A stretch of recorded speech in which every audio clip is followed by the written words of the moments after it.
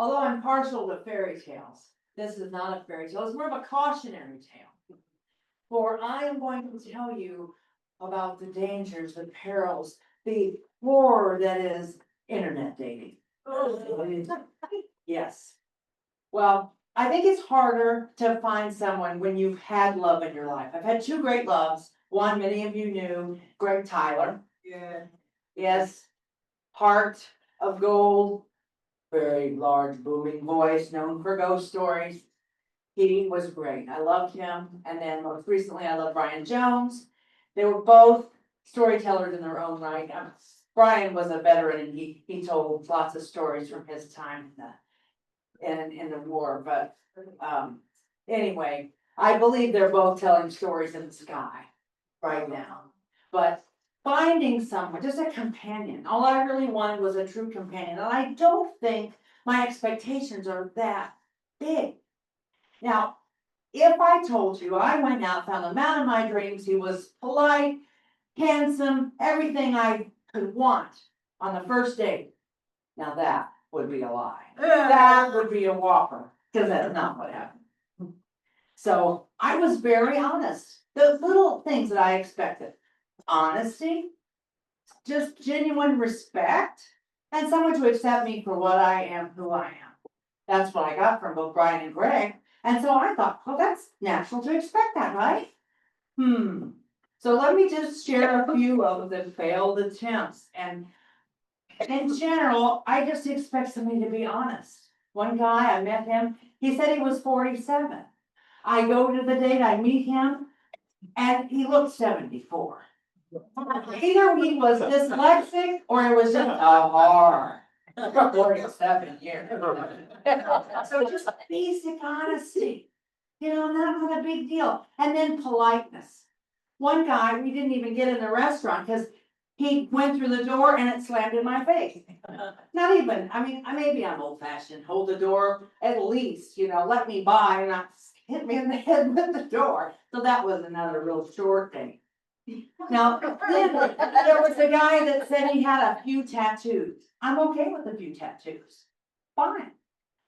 I think few is like 3 or 4, right? So I'm sitting there looking at the guy and I can't focus because I'm looking at him and he's got so many tattoos. I'm not sure I'm talking to a guy or reading in the funny paper. I left that day too. There weren't any sparks. Of course, if there were sparks, it would have said pow, bang, right on his face. Because it was so tattooed. And, they do say that you have to be careful, because of catfish, right? Now that's somebody that says they are one thing and are completely not. And we used to call those trolls. So there are a few fairy tale elements in my story. There were definitely some trolls. So this one guy, he comes to the table, I could smell him before he got there, right? And I look up, and he's bald, and he has kind of a rim of hair, which is no problem. But he had this strange mustache. One line here, kind of like whiskers. And then he kind of looked like this. I am you. Kind of a mouth breather, too. He looked like a catfish. I had he was a catfish. And he smelled like a fish too. I was polite enough. Thank you, nice to meet you. Ooh. And then we have, and I forgot to tell you at the beginning, I have changed the names to protect the idiots. So we'll call this guy Teddy. He comes to the table and I don't mind a beard.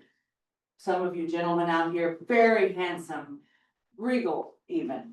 But this guy was so furry.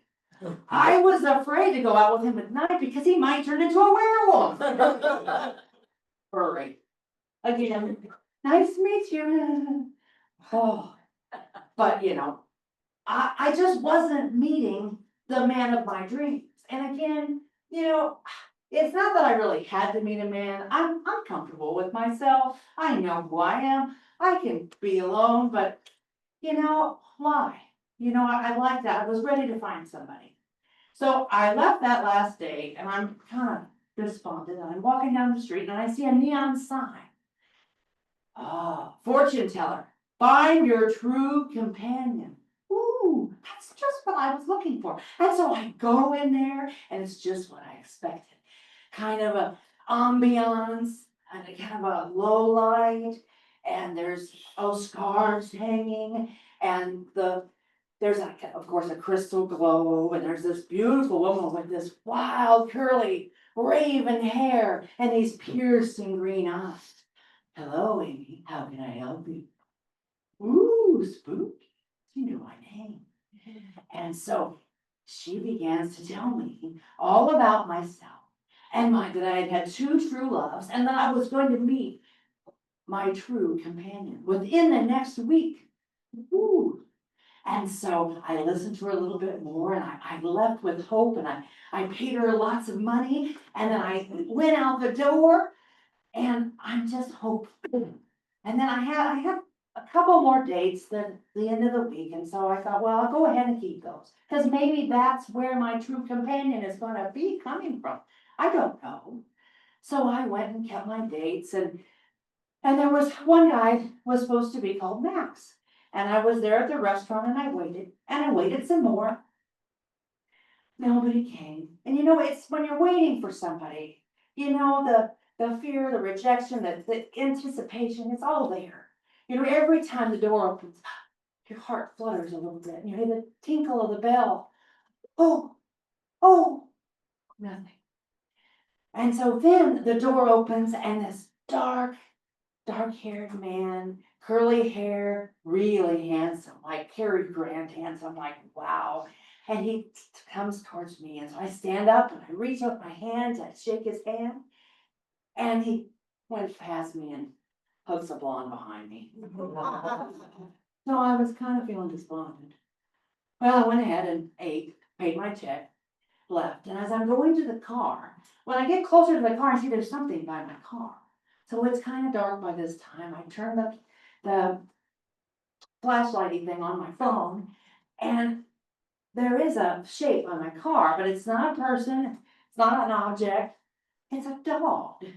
And the closer I get, I see that it's kind of a chocolate lab, just beautiful animal. And I get close and I snuggle his ears, and then I look at the collar, and the collar, there's a name, Max.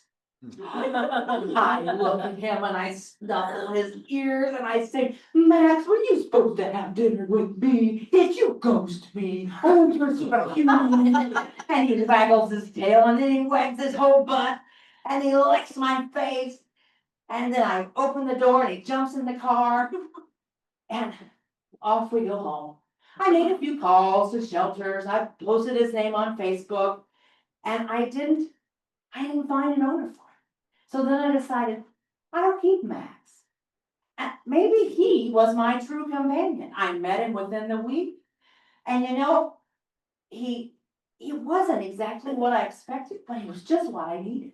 They say men are dogs. I disagree, I think men could be more like dogs. He's honest, he's loyal, he always shows up for dinner. He's never once said I looked fat, which actually is what someone said at a date once. So why are you so fat? Why are you so blue? But not only that, but he loves me unconditionally, and he always shows up for me and loves me. So I'm okay with that. I found my true companion. Thank you.